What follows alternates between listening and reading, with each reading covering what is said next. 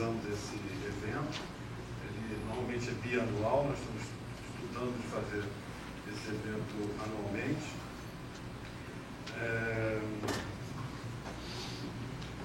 O A2I, a Oficina de Exploração Científica e Inovação Tecnológica, foi uma demanda da CAPES, ainda na época que o Geraldo era o docente do mestrado profissional CBPF, era o coordenador, e foi implementado então na sua gestão, e nós temos continuado,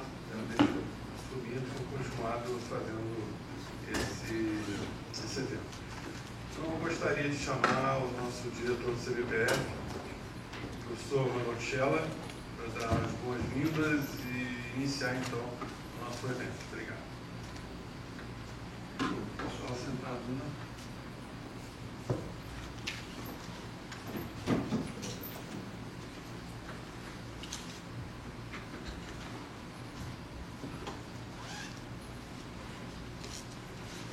Bom dia a todos. Primeiro eu gostaria de... depois de uma certa idade você começa a ficar meio surdo, então você não sabe se está ouvindo a sua própria voz. Eu gostaria de dar boas-vindas a todos. O CBPF, falar um pouco sobre o CBPF, falar um pouco sobre instrumentação científica e inovação tecnológica. O CBPF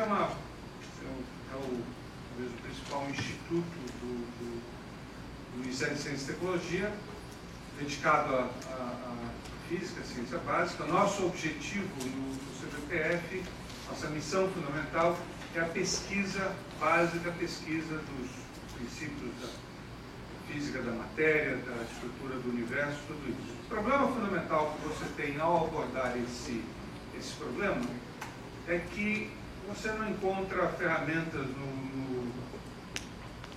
mundo real para fazer esse tipo de investigação. Para você fazer qualquer tipo de investigação avançada, você tem que desenvolver os seus próprios instrumentos. Essa é a chave fundamental para a própria evolução da ciência. Você só faz ciência, você não faz ciência só com, vou falar um pouco mais de física, só sentado no seu gabinete pensando. O mundo de hoje, mais do que qualquer outra época, ela exige infraestrutura. Então, instituições como o CBPF são instituições que essencialmente elas provêm a estrutura para você fazer esse tipo de investigação da estrutura da matéria, de como você manipular átomos para fazer informação quântica, para como é que você estuda efeitos de buracos negros, efeitos de raios cósmicos, a miríade de problemas que a gente aborda, e às vezes até alguns mais prosaicos, né? Estruturas de macrocidades, como é que você mede, procura corrigir, formula maneiras de você abordá-los. A gama de problemas que faz parte do cabedal da física é muito ampla, né? E é muito difícil você botar limites nela. No Brasil a gente tem uma visão um pouco distorcida. Minha formação é de física teórica. Eu fiz o meu doutorado em física teórica, trabalhamos um certo número de anos, e depois fui migrando para a parte experimental. E aí você começa a compreender alguns fenômenos sociológicos, né? Você olha, você discute uma grande parte da comunidade de física, a impressão que se dá, a física que é central é a física teórica. No entanto, depois que você circula pelo mundo, você vê que isso é uma visão completamente deturpada e muito particular desse país. A física é a investigação da natureza. A física é a combinação da visão teórica, da visão instrumental, do desenvolvimento de instrumentos.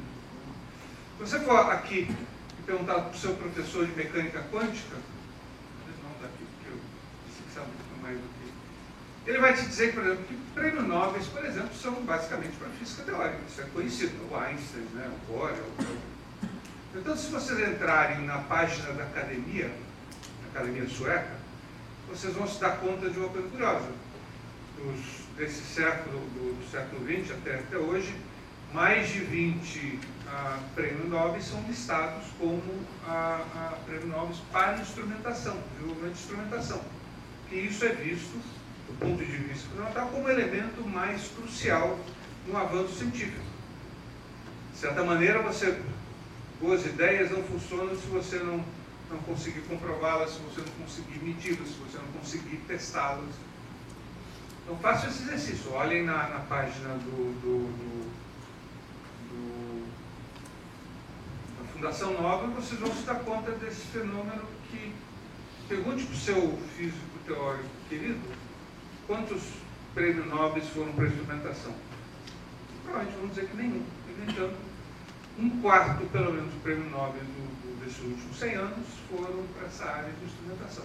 Eu estou chamando a atenção disso porque há no país, no Brasil, e é uma peculiaridade nossa, ainda uma deformação grande por isso. Essa é a razão pela qual uma instituição como o CBPF, que é uma instituição chave no desenvolvimento da ciência do país, é muito pequena. Nós somos muito pequenos para os desafios do tamanho que a economia desse país requer.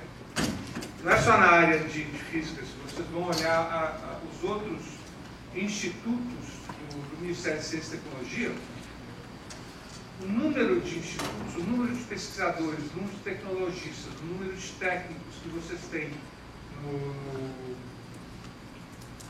Brasil todo é muito pequeno. Vocês vão no Instituto Nacional de Pesquisas Espaciais, estão falando de 1000 pesquisadores no total, que já é um número que impressiona comparado com o CBPF, mas é ridículo você manter um programa espacial. Não tem como você fazer esse tipo de desenvolvimento científico sem isso. Quando você olha um discurso que você vê ainda com frequência no país é, bom, vocês fazem ciência, publicam papers, e é claro que fazer ciência significa publicar papers, é isso que você tem que fazer. Mas vocês não têm impacto no setor produtivo. O que é parcialmente verdade, mas ela é verdade de uma forma deformada, porque quando você não tem essa infraestrutura, essa relação do setor produtivo com eu ia comentar sobre o INPE, mas deixa eu aproveitar e comentar também que o CNPq, o Laboratório dos Cílios, é ridiculamente pequeno para as necessidades. Estou dizendo isso porque o nosso amigo Antônio Zé Roque está chegando. É ridiculamente pequeno para as necessidades do país. O Cílios é um trabalho fantástico e o LNLS anterior também é um trabalho fantástico do país, mas é muito pequeno, muito pouco para as necessidades desse país. É importante as pessoas se darem conta disso. Não é uma... Eu estava comentando sobre a questão de indústria. Os institutos têm esse papel crucial. Nós, nos institutos, não fazemos inovação. Deixe bem claro isso. Quer dizer, ciência não faz inovação. O que nós fazemos é o papel de indutores de inovação. Quer dizer, se você, por acaso, tivesse desenvolvido uma ferramenta como a web, que foi desenvolvida no CERN para atender o trabalho de física de altas energias, se você pegasse e encomendasse, olha, você precisa de uma ferramenta que as pessoas possam usar no seu telefone celular. Isso não teria acontecido. Aconteceu por quê? Porque quando se desenvolveu a ferramenta que não tinha nenhuma aplicação prática, aquilo foi um código aberto, você pegou um monte de gente jovem, começou a se divertir com aquilo, brincar com aquilo. Quando você olha hoje, 30 anos depois, isso causou uma revolução, quer dizer, imensurável em termos de impacto econômico. Se vocês lembrarem, pelo menos, a maioria de vocês não lembram, que não eram nem vivos nessa época, né, na época do começo dos anos 90, mas havia as companhias privadas, a Microsoft tinha o hipertextos, tinha um monte de ferramentas que eram supostamente para fazer isso. Nunca isso avançou. Isso já existia, quer dizer, quando foi inventado, já existia há 10 anos. Lembrar a anedota clássica, os inventores do laser acharam que aquilo era uma coisa divertida para você explorar características da matéria, como é que você podia fazer isso. Perguntado como é que viam a aplicação prática daquilo, não tinha muita ideia de como é que podia aplicar. Você pode imaginar o mundo de hoje sem laser, quer dizer, o que eu quero chamar a atenção é que quer dizer, nos institutos de pesquisa, nas universidades, os desenvolvimentos associados à ciência são elementos fundamentais que têm esse papel de indutores de inovação. Agora, é óbvio que o papel dos institutos é ter um diálogo que seja um diálogo positivo com os setores produtivos. Quer dizer, a maneira como você opera isso nos países que têm uma ciência mais avançada é que você, com frequência, tem as indústrias, tem relação, provém, às vezes, equipamento. Você pega equipamentos de grandes colaborações, são equipamentos que você não tem. Você pode fazer protótipos dentro de um laboratório de uma instituição, mas depois, para reproduzi-lo na escala que são necessários, você tem que terceirizá-los para a indústria. Então, esse casamento funciona de uma maneira muito positiva. Se vocês forem, por exemplo, uma instituição como o CERN é focalizado essencialmente em física de partículas, desenvolver, explorar a estrutura básica da matéria. No entanto, é uma das grandes fontes de desenvolvimento tecnológico do mundo. Se vocês forem no LNLS, lá é uma ferramenta de uso de pesquisa básica, ela tem aplicações, às vezes tem, vamos dizer, desenvolvimento de coisas que têm um viés um pouco mais aplicado, mas as ferramentas que você desenvolve lá, depois tem aplicações que quem estava envolvido nas aplicações não tem nenhuma noção de como é que elas podem vir a ser usadas. Então, isso é um papel que é importante. E uma oficina de instrumentação científica e essa discussão, ela é fundamental por conta disso. E é importante a gente entender esse balanço de papel da ciência básica, as suas aplicações, o papel fundamental, aqui nesse país a gente tem que enfatizar com ênfase é complicado, né? A gente tem que enfatizar esse papel fundamental. Se você me pressionar hoje, né, quando você chega a uma certa idade, você pode até começar a dizer algumas obviedades com pomposidade, né? O calcanhar de Aquiles da ciência brasileira, hoje, 2016, é que a gente tem a nossa infraestrutura de desenvolvimento de instrumentação científica, ela é muito pobre ainda, ela é muito pequena, ela está muito aquém da necessidade do país. Você precisa de um investimento muito maior, você precisa de uma expansão muito maior, você precisa expandir o número de posições nas instituições para pessoas dedicadas a isso. Esse, na minha opinião, é o grande calcanhar de Aquiles da ciência brasileira. A gente não vai para frente, a gente não vai para frente como país, onde você tem uma integração que vai desde a cadeia lá da ponta da ciência fundamental, que eu às vezes chamo, brincando, de ciência inútil, né? Ela é somente essencial. Ciência inútil é a coisa mais importante, porque ela alimenta toda uma cadeia que vai até o seu telefone celular. O telefone celular, a tela não surgiu de você querer pegar e fazer uma brincadeira, por exemplo, um instrumento que seja útil. Surgiu de aplicações que não tinham rigorosamente nada a ver com vamos dizer, o uso que é dado a ele hoje, né? Nós estávamos fazendo um trabalho para um argumento de por que o Brasil deveria se associar ao CERN. Uma coisa que eu não sabia, mas descobri que é curioso. Consequências de tecnologias do desenvolvimento do CERN, por exemplo, são essas fraldas descartáveis, né? Você vai dizer, você vai, investiga, constrói um baita do acelerador e o impacto final é fralda descartável. Mas se você pensar só a margem de lucro que dá as fraldas descartáveis, eu não tenho nem impressão do que é que o CERN tem a ver com fraldas descartáveis. Mas só o problema de um pequeno overhead de lucro que você tem já financia o custo de uma instituição que custa bilhões de dólares. Você pega uma Procter & Gamble, quer dizer, o que eles vendem por ano de fraldas descartáveis é uma ordem de grandeza maior do que o custo do instituto.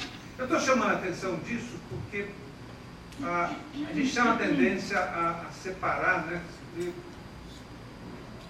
Ciência básica, quando eu falo ciência básica, os amigos de ciência aplicada, eu sempre pergunto, não existe ciência aplicada, ciência é ciência, né? Quer dizer, ela é usada. resmungo que a gente está insistindo muito nesse tema ciência básica. Mas o ponto fundamental, acho que dessa organização, basicamente é chamar a atenção de que não há distinção e essa parte de instrumentação científica é uma parte essencial de todo o cabedal da física. Não só para a física, para toda a ciência brasileira. Eu gostaria de chamar a atenção que essa questão da inovação tecnológica, uma coisa muito interessante na programação desse